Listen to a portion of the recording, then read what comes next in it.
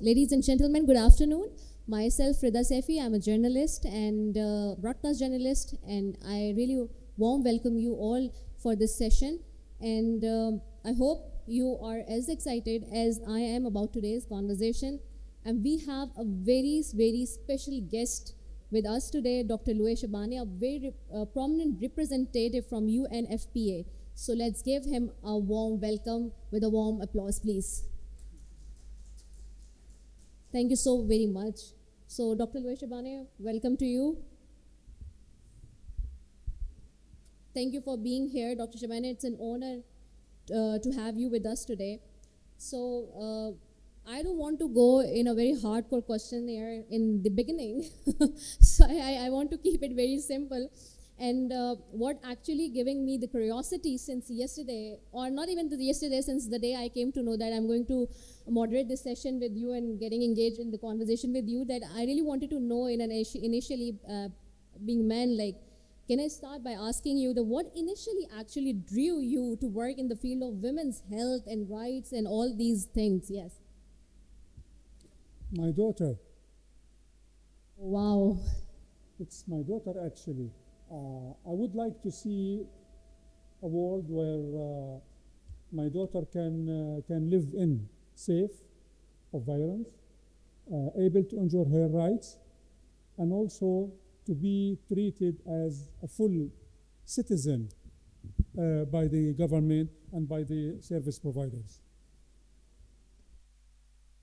So we got to know the inspiration and everything. Thank you so very much. So now coming towards the question here today, I really wanted to know first of all that how significant you see the services of reproductive health for women who are in need, for example, of family planning for them to lead a healthy life.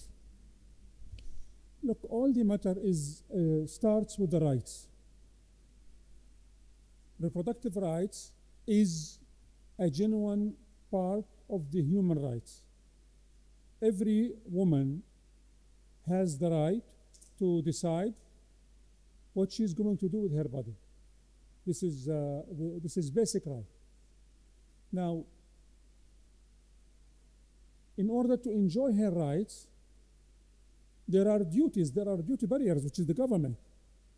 They are obliged to provide the service for women and couples if they decide to have babies, if they want to have babies in the first place, how many babies they want to have, and how they can manage their health. Therefore, services is extremely important. It's one of the most important pillars in order to manage the rights of women, is to ensure that all services needs for them to be able to enjoy their rights are there in accordance with their preference. But Dr. Luay, I really wanted to connect it in a very simple manner that sometimes we see that if professional women, we see her, she's going outside, she's working in the field, and then she's coming back at the home, we see the example, but they get that, they do not get that support from the house as well, from the the family and in the circle. So that pressure, how could they hold that pressure at the same time they plan the family as well? Look, there is a big challenge in a country like Pakistan when it comes to women issues. Women affair in the country is invisible. It is considered as women concern. It's not viewed as a community and society concern. Therefore, women are put to choose. Either they have family or they have career. But men, they are not. They are not given to choose between having a family or a career. So the narrative about women is very important to be changed. Let me give a small example. 2 weeks ago, there has been a debate around a statement that has been done by one of the federal courts in a rape case, where the judge stated that in order to prove that there has been no consent, there should be physical injuries. Yes. This tells how the whole state is viewing women issues. Freezing is not consent.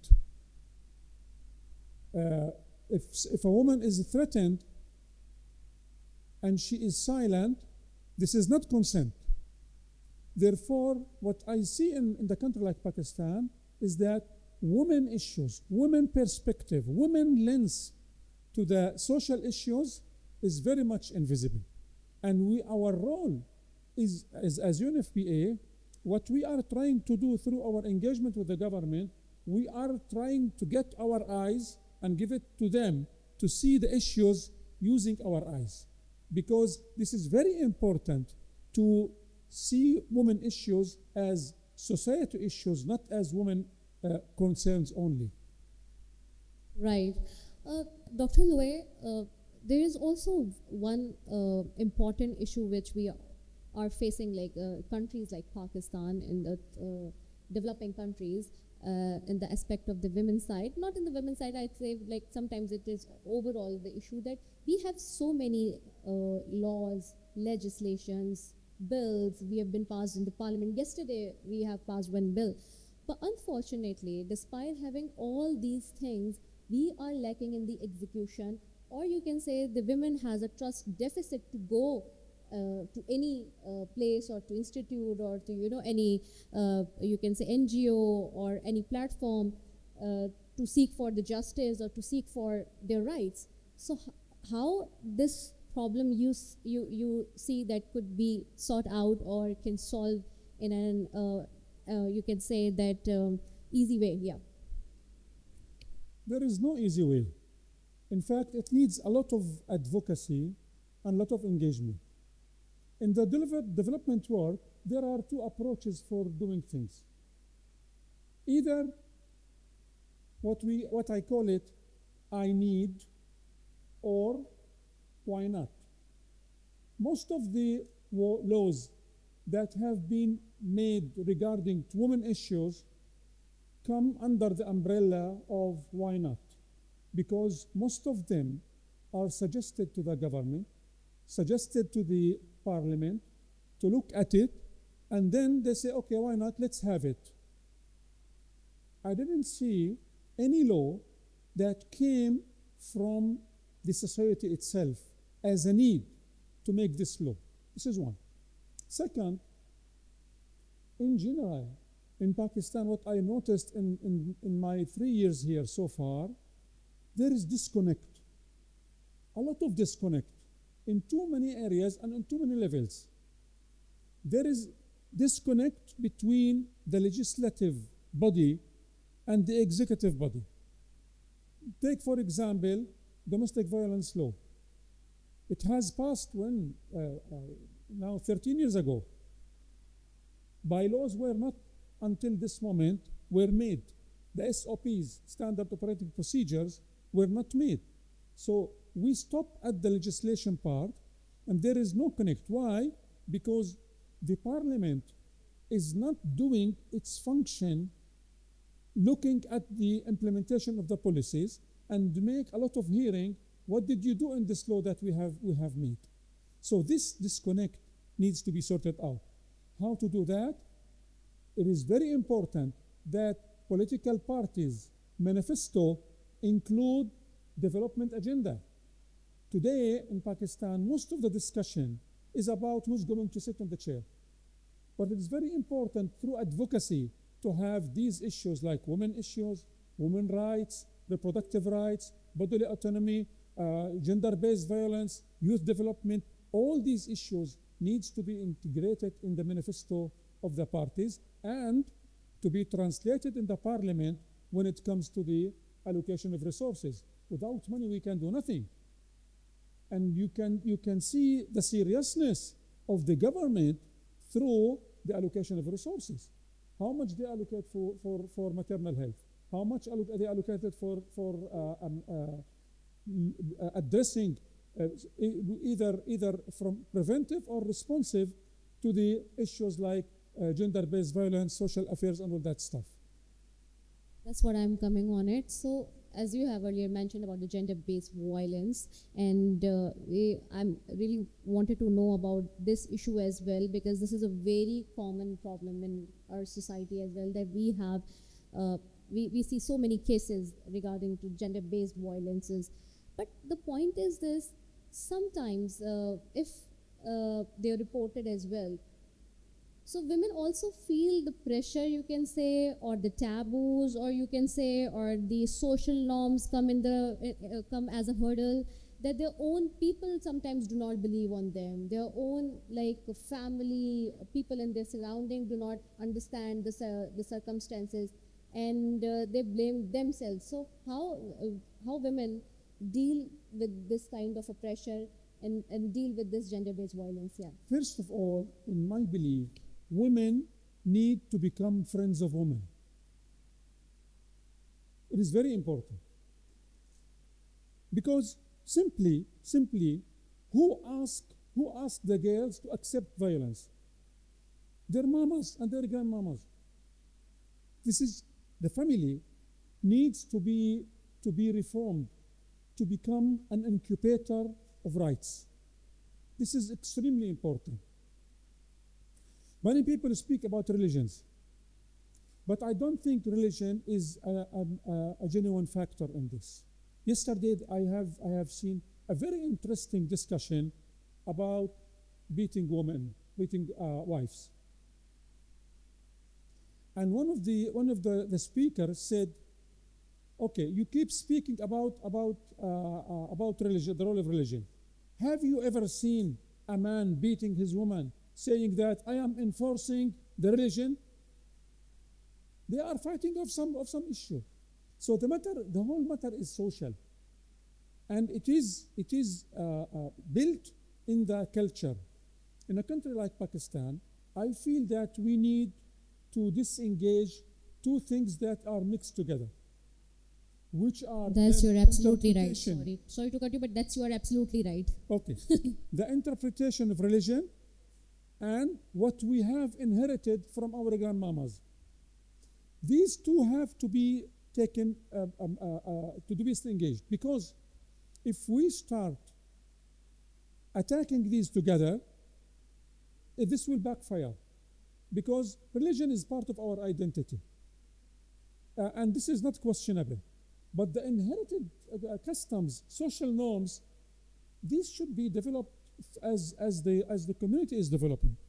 Therefore, I think this matter needs to be looked at in the context of Pakistan, and but also again and again, this matter is social. It is not religious, and it is in the raising up of our kids. I am very responsible for ensuring that my daughter is raised up in a family where she enjoy all her rights. This is the responsibility of men, and I am very sorry that in most of the events that is speaking about women affairs, most of the audience are women only. Men do not show up because they feel that this is a women matter, including reproductive health, including speaking about sexual health. These matters are for the whole society, and they will identify the future of the nation. In Pakistan, after 3 years, I am very much convinced that the future of this nation is in the hands of women and girls who are very much underutilized in the country. Yes, you're absolutely right, and you are opening up a very thought-provoking discussion. Uh, One thing which is also we are facing these days very rapidly now because we are entering into the new era, the modern era or digital era. We can say we have a different words. So new form of violences are also being emerged these days, and we are lagging behind already yet on justice if we talk about systems for traditional forms of violence such as physical violence, but now we see the digital violence as well. The people who are sitting behind firewalls, and it is very complex at the same time because how do we build services for those women especially and girls who are facing violence online and they need justice as well at the same time? Look, I think the technology facilitated violence is not separate part from the whole violence that the community is facing. In a country like Pakistan, most places are not safe. Whether you are speaking about street, market, place of work, and of course, this when technology came, it has gone naturally to the technology. In the technology in particular, it has to be a safe space. And we should not start from the point, because I have heard this in many forums. We should not start by restricting access of women because this space is dangerous. They have to keep the right to have access, but service providers have the responsibility to make it safe. The government has to make it safe. It's their duty, it's their responsibility, and families should be able to support their members. For adolescents in particular, the responsibility for the family is becoming more and more important, because in many cases, I have heard from adolescents through my engagement that say, sir, when I speak something to my mother or to my father, they create a drama. They immediately say, hey, they take the mobile, stop engaging, Yes, and that's it. very unfortunate, yeah. And this should not happen again. You're absolutely right. This is what I'm actually coming on, that how do you see that how important and how big responsibility is on ahead, or you can say on the shoulder of the family, especially the mothers, and these kind of issues when we face. You know that what we are facing today in terms of GBV, gender-based violence, in terms of the decline of reproductive rights, in terms of the decline of the other rights, is an outcome for the behavior that are taking place in the family. But it is still also in the interest of the state. Because if the state wants women to participate in elections and to take part of the political life, how do you want them to be interested in the public life if their private life in the family is not conducive for their rights? They have to be listened to in their family first, and then they can go and be constructive citizens. Therefore, the role of the family is very important, and I keep saying, families, the concept of family is very much needed. It is very important, but we have to have a reformed family that is incubator and supportive for the rights of women. This is extremely important, and this issue is the role of the state, international organizations, activists, but also, in my belief, only women can drive this, because their leadership is very important. The mother role is extremely important in this, and we have to engage with mothers. We have to engage with mothers, not to be afraid too much, that if they, as my grandfather used to say, don't raise up too much the head of your daughter, otherwise she will not be able to find a husband. Old town. Marriage today Yes. is a destination. It is not anymore the destination. Women can live with marriage without marriage. This has to be understood. This has to be taught to our kids. Right. And how, if we compare like Pakistan, a country like Pakistan, to other countries in the world, like globally, or you can say the regionally, where you rate the Pakistan in this all subject, and how much space we have to improve ourselves? Pakistan has inherited the British system, but it has been downloaded on tribes.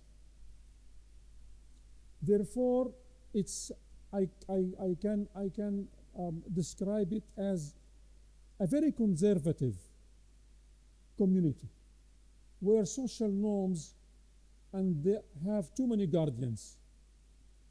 And I think uh, Pakistan, in order to be able to shine and to thrive, it is very important to revisit all social norms, because the current social norms are putting kids, adolescents, women, and men, everyone in a template and a format, and there are expectations to them how to behave, how to dress, how to think. And I think this is limiting the capacities of the people. In this country, there are too many brains, but all these brains are not yet able to make the system efficient. It is very important to work on these matters. If I compare, for example, the potential of Pakistan as a country with Egypt, I can see Egypt is very much utilized. The climate is much better utilized. The resources are much better utilized. There is a 40% of Egypt's income is from tourism, and Egypt doesn't have assets like Pakistan. So I think there is a big potential in the country, but also the social system, in my opinion, needs to be looked at again to see the future. Because if I look at from the perspective of UNFPA, for example, the issues that Pakistan is still suffering from, the world has departed it already. They're suffering from rapid population growth, while the world is suffering from population decline. There is suffering from high fertility, where we are discussing globally the low fertility. We are speaking the first dividend for young people, while the world is speaking about the second dividend after retirement. Therefore, I am afraid Pakistan will, if did not move fast to address the social issues, it will be left behind from the all global agenda when it comes to the socio-political agenda. Yes, exactly. You're absolutely right, Dr. Luay. And I just wanted to add one point in this more, like we know about the policy makers and the policy making procedure and everything. Do you really think that is only the policy making enough in this regard, or allocating funds enough to ensure efficient and effective services? Look, I think your policymakers, if you look at their talent and their capacities, it is the best in all countries that I have served. Individually, if you look at the level of the DGs, at the level of the secretaries, how they are intelligent, to what extent they are experienced, I think you have very good human capacity. The challenge, in my opinion, in the country is the governance. It's the issue of governance and the connectivity across the different pillars of the state. I feel that they are working in different spaces. I feel that they are not producing connected issues from legislation to the implementation, to the monitoring, to the accountability. Accountability is a big issue. Look at the conferences that we made.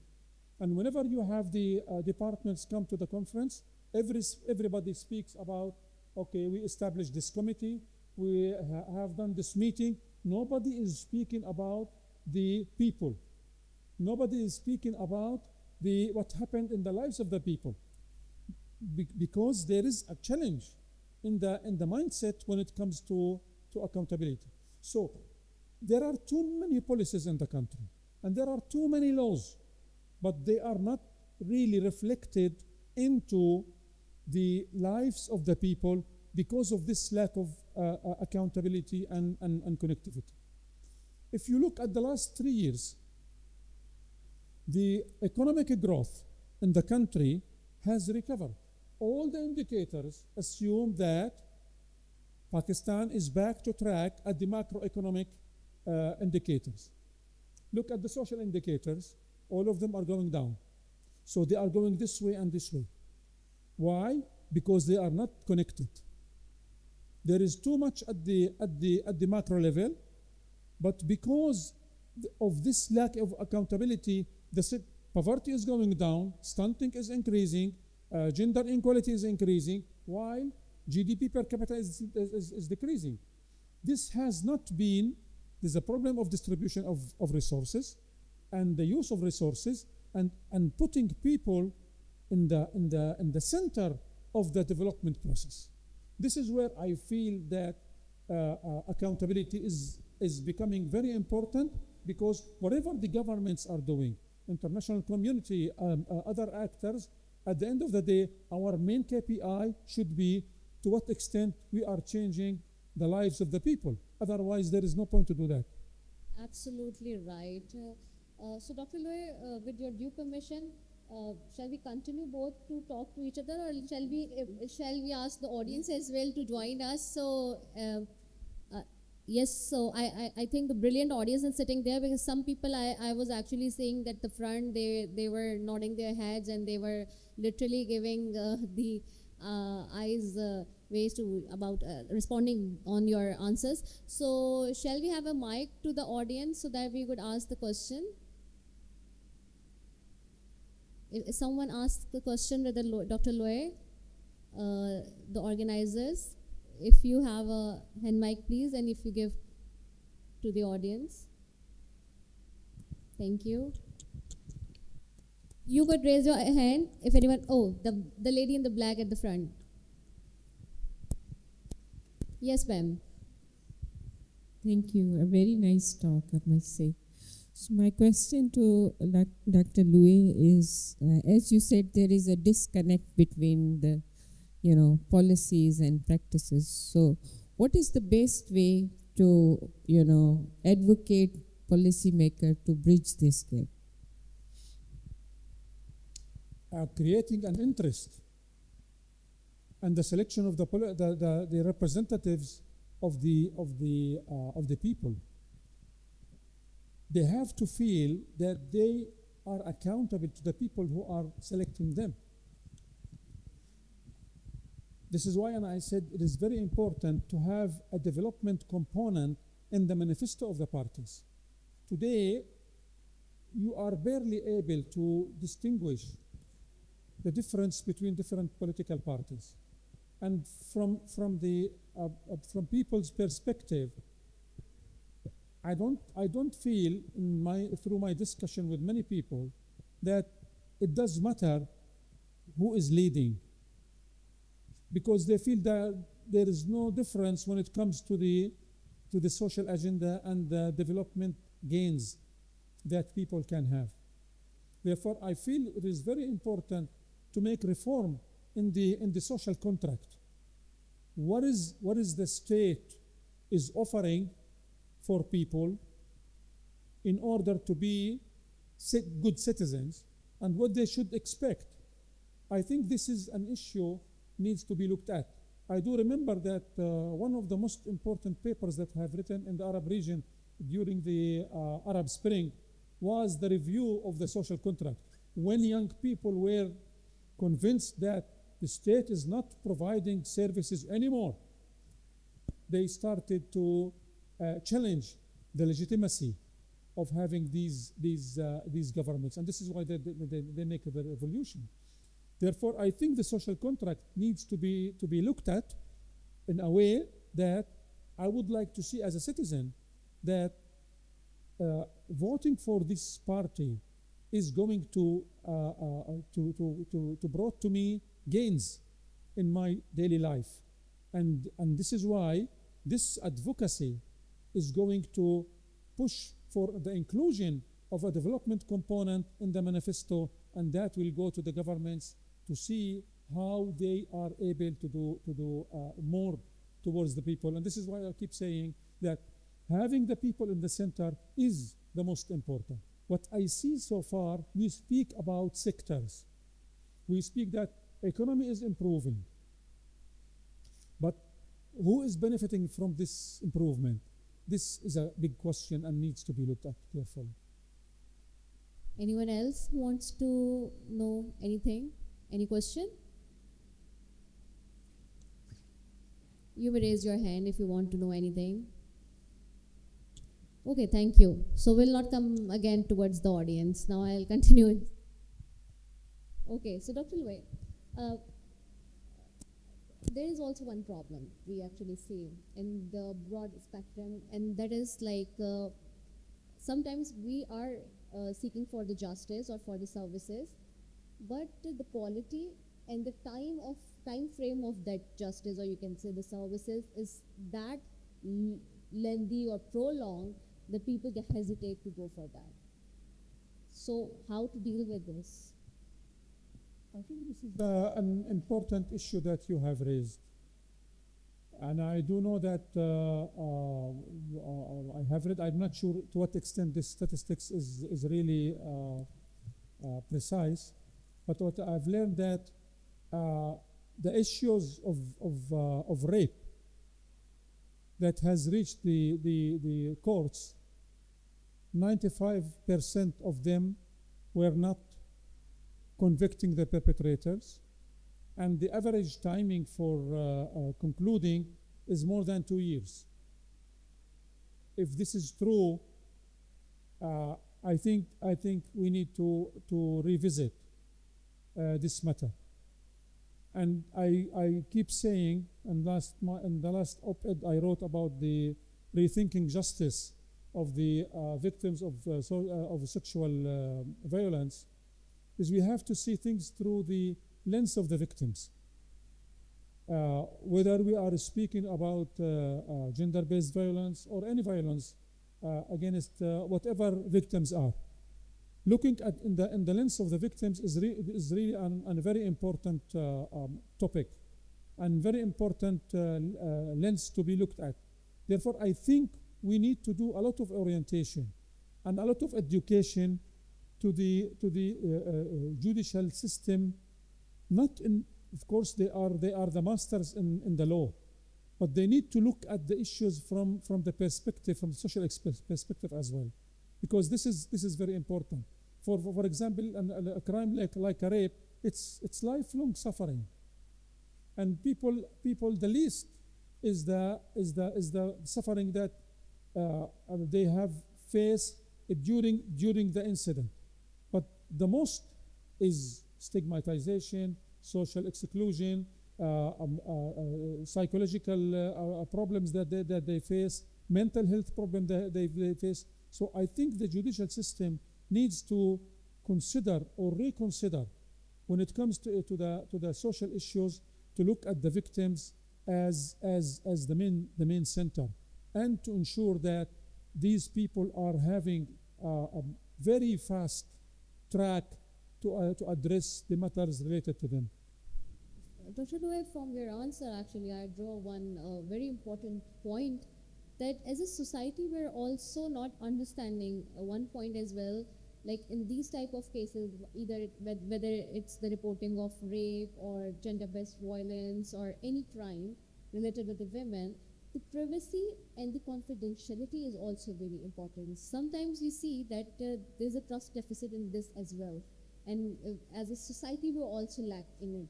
How do you see that? I see that this is not important. Why we care about confidentiality? Because we are afraid from the society. If the society was inclusive, if the family was inclusive for their daughter who were subject to rape to speak and not to feel shamed, we don't speak about confidentiality. So the root cause is in the family.